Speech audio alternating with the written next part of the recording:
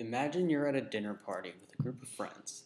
The conversation is light, it's breezy, there's an air of familiarity and ease about the night. You're you. Now, imagine the same dinner party, but not really. Instead of friends, you're surrounded by strangers. Here, the conversation is much more reserved. You ask general questions about their jobs, their interests, and maybe you hang on to that Hitler joke you know your friends would like, because these aren't people you know. They're strangers, and so, just like your parents taught you when you went to visit those family members with that weird smell coming from the attic, you put on your best face and smile. But do you really fake it? There is something to say about the age old adage fake it till you make it, but not in this case. Now, my example is a little small scale, but the same rules apply, just to a greater extent. So here's the idea. The persona you create online is not fake, but rather just right. In Turkle's Connected But Alone, she proposes the idea of the Goldilocks effect, which, like its namesake, deals with our obsession to have things just right.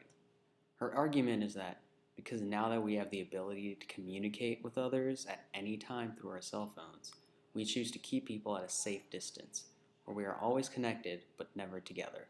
Just right. This, she says, lets us present the self as we want to be. She goes on to discuss the issues that come along with the lack of human interaction, but I'm here to provide a counterclaim. We may be presenting an exaggerated version or perfected version of ourselves, but it does not make us not feel like ourselves. It just makes us feel like better versions of ourselves.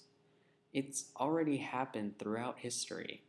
Leaders and artists always present themselves as strong, independent individuals capable of leading a country or moving nations. But when the masquerade falls apart, we see them for who they truly are, a diluted version of how they present themselves.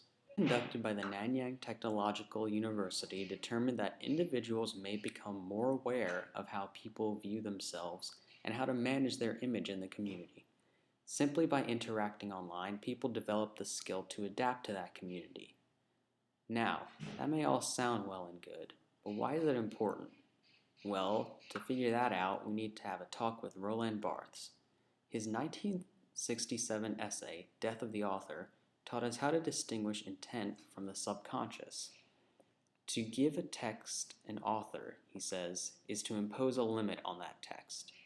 Recontextualized for the modern age, it's easy to see how his thoughts apply to social media. What's put on Facebook isn't the whole story. It's mostly the good bits with some exaggeration to spice it up. But if someone who knows you were to dissect your page, they would be able to recognize your unique voice, even if it is changed.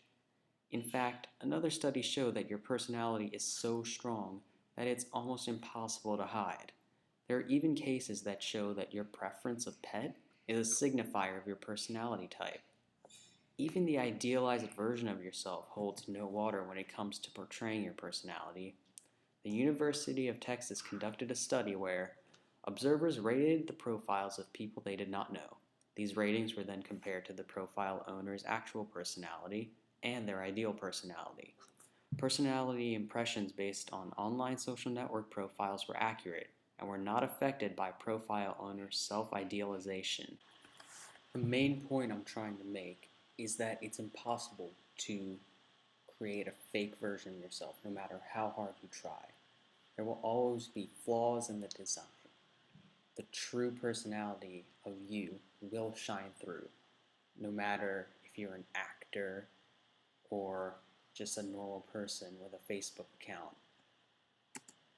Robert Downey Jr. in that cool actiony Sherlock Holmes movie, you are you, and he is Sherlock Holmes, although kind of a kick-ass